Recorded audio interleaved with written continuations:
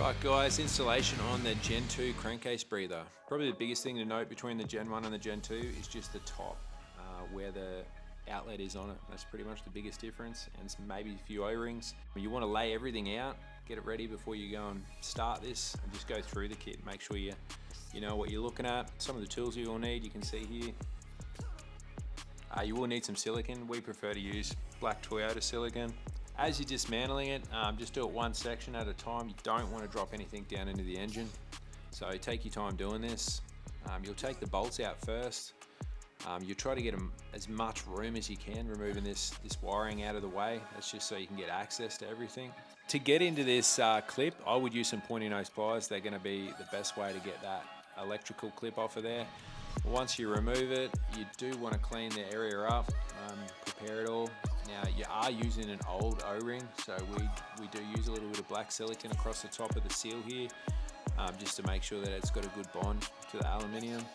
You'll want to lay this down nice and neat, keep it level. I go from the outside to the inside with the bolts. When you get to the inside bolt, I'd wipe a little bit of black silicone on the inside as well too. Do them up nice and firm.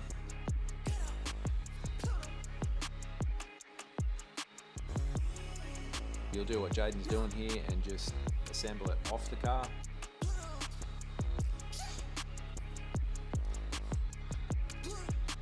So poke the sponge in like he's doing here, squeeze it down. Everything will sort of click into place once you move over to the car with it.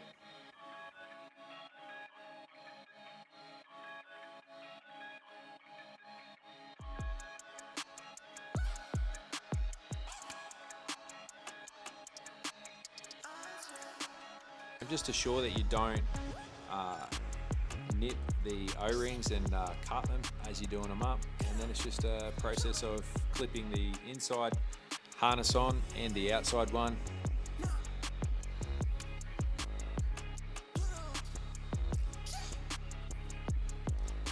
Alright, you can fasten these with the zip ties, or you can use the steel ones, but that's the Gen 2 breather.